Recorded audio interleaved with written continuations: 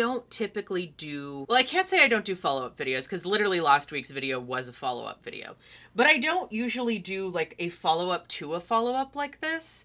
But there's a couple of reasons why I'm going to. I realized while I was editing the latest video, which was my Good Omens 2 video, that there were a lot of things that I didn't say and didn't get out. Let's do a round 2. Let's do a part 2. And this time I am going to be inspired very loosely by the other half of the Ineffable Husbands, Aziraphale. First of all, can I just say, you all have really, really loved that video. It is definitely up there with one of my most popular videos. I just feel so, so grateful. I really appreciate all the love. To be honest, it low-key makes me want to be like, can I turn this into a Good Omens channel where I just talk about this show? Because trust me, I will if I can. If I can figure out a way to do it, just putting on my makeup and talking about this show. Or, you know, I'm planning on rereading the book series. I could do just like chapter by chapter review and analysis of the original book. Like, don't even play with me. I will do that if you all want to see it. So I'm just saying, I have plenty of like lesbian and gay shit to talk about, but I will talk about this show as well. So like, because it seems like people really enjoyed that video and I had so much fun making it. So like, I don't know, maybe that's something to consider. I can't tell if this hair is pink or if it's literally just the pink lighting behind me and the blush that's in this hair. I was trying to go for gray. It's loosely inspired by this video because I'm going to actually delve more into the season. I'm watching it for the third time, the second season. And since I'm actually delving more into it, I figured this one would probably have a few more spoilers. But one of the things I have to say is, like I said in the first video, that the ending really, really destroyed me. And it did. The ending absolutely gutted me. But now that I've been thinking about it and sitting with it for a while, what I realized and what I've seen from other people, like the takeaway that I have seen from other people, is like, and I guess I didn't think about this initially because it was just like too heartbreaking, and I feel like in a lot of ways this season really like exemplifies queer religious trauma. And what I mean by that is, with the way everything ends, with the way the season kind of, you know, is set up, I feel like it is a very apt metaphor for someone dealing with queer religious trauma. Because if you watch the show, I would argue that Crowley's character is played, you know, let's call it what it is. Even though in the book, Aziraphale is described as people always assuming he's gay, and that's very evident, Crowley's character is, I think, played extremely gay. I mean, he's got the gay sit, right? He cannot sit in a chair properly to save his life. Frankly, the only reason I'm not sitting in this chair fucked up is because the arms are homophobic. Like, I couldn't put my leg up here if I tried. I love sitting all weird. That's just what we do. It's just in the gay gene. I don't know why. I don't know a single queer person who doesn't sit like slumped over, all that, you know, and it's something that Crowley does, and it's played very well. I think David Tennant does an amazing job as Crowley. So, and I think in that way, because it feels like his character is very obviously, you know, this is what he's doing. And I get it. This is making things a little more literal, but bear with me. So, you know, he is very obviously out. Whereas Aziraphale, I think everyone kind of knows, like, obviously, it's almost like even people in heaven know. Like, everyone knows what to think about him. Heaven, hell, all of them. They know. You know, the demon Shax even says, like, I had heard rumors 90 years ago that you two were together, and I didn't believe it, but I'm starting to. You know what I mean? Like, people know what the tea is with the two of them. I think for Aziraphale, it's kind of like he wants so badly to be good. He wants so badly to be a good person. So it terrifies the shit out of him. And Crowley really represents everything that he could have and he could be if he let himself. And that is one of the things that I think is so powerful, is it's this really like beautiful and fucking depressing metaphor for like the queer experience, because there are so many queer people who grew up religious, right? Who grew up feeling like they had to hide part of themselves. I'm one of them. I know exactly what that's like. I grew up Catholic in a Republican family. Like, I 100% know what that's like. And I was very much that person. I was very much that person who, like, prayed for me not to be gay. And I know that's so, like, cliche, but I did. I was terrified of what it meant if I was gay. And I wasn't, necessarily like any influences in my family that made me feel that way. It was just everything that I knew. I was in a Catholic school. We went to church every Sunday. I was an altar server. All of those things that like add up to, and that's why I think, I was thinking about this too. I feel like I identify now more with Crowley, but I also, Aziraphale is very much who I was as a young person. I was very much that, goody two-shoes, terrified of doing something wrong, terrified of going to hell, basically. And I grew up in a very religious family in which, that was a very real thing to fear. That was a very real issue to fear. Of like, oh my God, if you do something wrong, you're going to hell, girl. I think there is so much trauma there. So much trauma. And I've worked to undo a lot of that trauma over the last, however many years that I've not been Catholic. I think I was like 14, almost 20 years. No, yes, almost 20 years. Because once I'm 34, it'll be 20 years that I've not been Catholic, which is great. So, I mean, you have to really, really work to undo that trauma. And the thing about trauma, especially religious trauma, is like, even when you think you're over it, mama, it sneaks back up on you.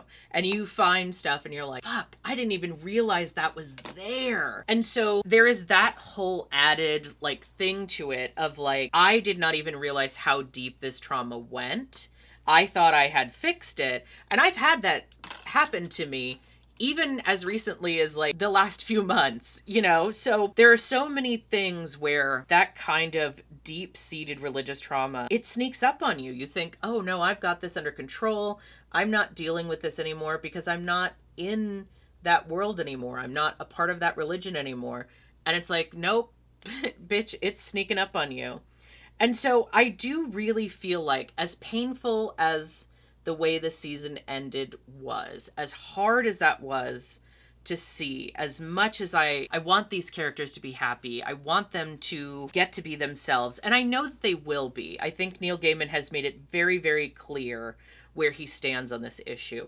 And I appreciate that. I really, really do. But it is something that, like, I think that's probably why this ending was so hard for so many people, because it does hit a very fundamentally deep-seated place for people who have that religious trauma. It hits something deep and you're like, fuck, you think you're over it. And then the next thing you know, it's like, nope, here we go again. And I have to give it up to Neil Gaiman and the other co-writer of the season, because I think it's written very, and I don't know if this was intentional. I don't know if he had any idea that, like, I don't know if it was like something that was like actively intentional, or if it was something that was incidental, or I don't know. I have no idea. And then of course, there's always, we're also talking about like family trauma of it all. My Crowley's showing through. It takes a lot to undo that. It takes a lot to realize how difficult that all is and how fucked up all of that is. And I'll be honest, I was very fortunate in a lot of ways. Despite, some of my experiences, I was fortunate because my mother really she was Catholic, Christian, all of that, but she didn't ever try to force me to stay Catholic. It was never, when I decided that I wasn't gonna remain in the church, when I decided that I needed to get out for myself, there was never a moment where she tried to guilt me. There was never a moment where she tried to convince me for my soul to stay. There was never a moment where she tried to tell me, you can't do this. And I think that is something that is very, very lucky, and that is something not a lot of people can say. I don't know how easy it would have been for me to be where I am today if not for, separating myself from my religion when I did and being able to come out to myself. It took a lot. And my, fear and religious trauma kept me from being able to be who I was for a very long time. So I really have to say, from a perspective of like someone who experienced that, all of this resonates so much deeper when you think about all of that. When you think about the queer religious trauma of it all, it resonates so much deeper and so much more intensely. And it makes you realize like, okay, obviously art in any case, you want it to make you feel something. Any artist, your hope is that fans will feel something for the work you've created. You want fans to feel something. You want them to care about these characters, whether they're real or not. You want them to be affected by it and for them to think about it, because that means you've done something right. As a creator, it's great to have people reacting and feeling the way that the story has built up for them to feel. You know what I mean? The sound cues in that final scene very much tell you how to feel about this,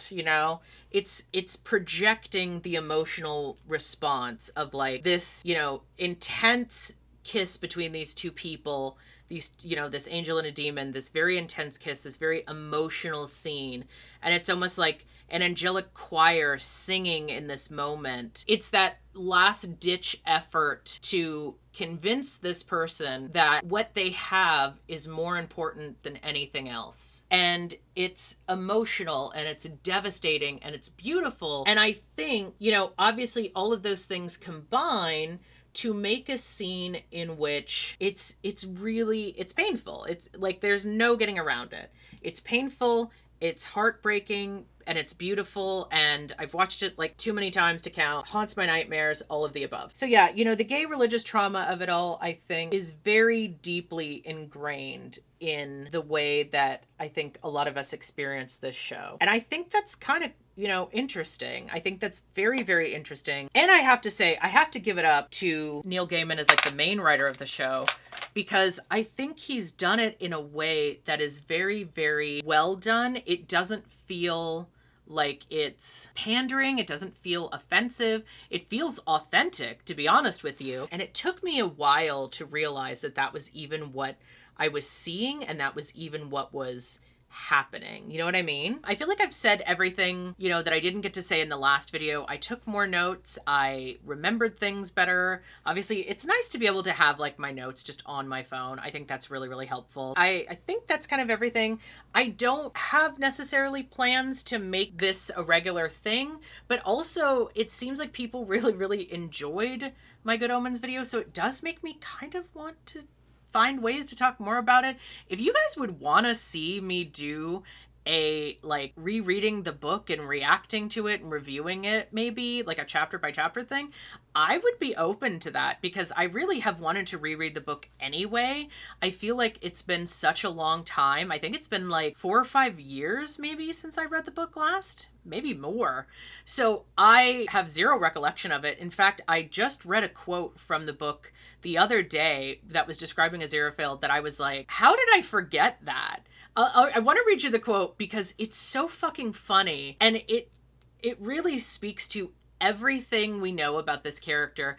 But I have to read this to you. And also, I'm really sad that maybe there's a deleted scene somewhere. I'm really, really sad that we never got to hear this description come out of the voice of God, because I feel like Frances McDormand really could have said this in such a funny way. And when I read it in my head, I hear it in her voice. The quote was, "Many people meeting Aziraphale for the first time formed 3 impressions: that he was English, that he was intelligent, and that he was gayer than a tree full of monkeys on nitrous oxide." Like, what are we doing here? How is that not in the show?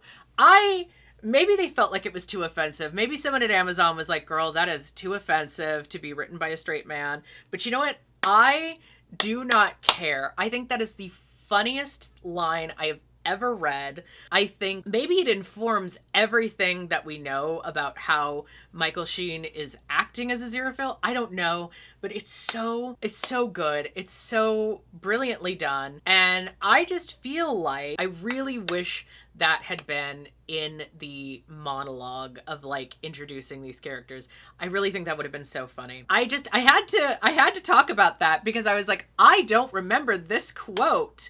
So we need to talk about this. So yeah, I mean, if you want to see me react to rereading the books or the book, possibly books if the third season ends up becoming a book, which Neil Gaiman has said he will do if Amazon doesn't pick up the third season, which again, I think they would be foolish not to, but stranger things have happened. We're not going to get into it. Yeah, so if you'd like to see that, and honestly, even if you wouldn't like to see that, I will probably maybe still do that anyway, because now it's in my head. So I don't know, maybe I can do like, so maybe I could make it like a twice a month thing. So like, twice a month I do videos that are unrelated. Twice a month I do videos that are specifically this book thing. And that way, if people don't, want to see that, they can just skip those. If you enjoyed this video, please feel free to follow my channel, subscribe.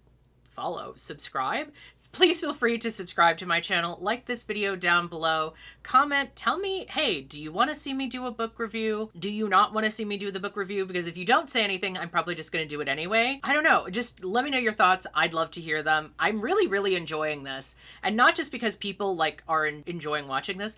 I like being I missed being a part of a fandom group. I missed being like talking about fandom specific things. Of course, you can also follow me on Patreon, patreon.com/NarcissDeville. I would love to be able to make more like behind the scenes specific content, extended videos where I talk about things that I've cut out from the main video, because there's a lot of stuff that I end up cutting out that I probably could just make longer videos on Patreon.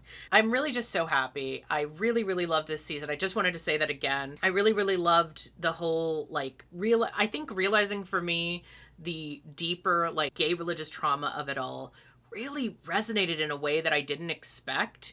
And then, being able to put words to that, I was like, oh, okay, that's what this is. That's what I'm feeling. This is what this is bringing up. And I don't know why this is like a recurring theme for me this year of like, obviously, I've got the entirety of this video essay that's, basically themed around gay religious trauma. This show is very much on the gay religious trauma train. I don't know what's going on, but gay religious trauma is the theme for the end of 2023. So that's just what that is. And until next time, stay devilish. Or angelic, I guess, because I am trying to be a Zerophil this time. So stay angelic, be good, be nice.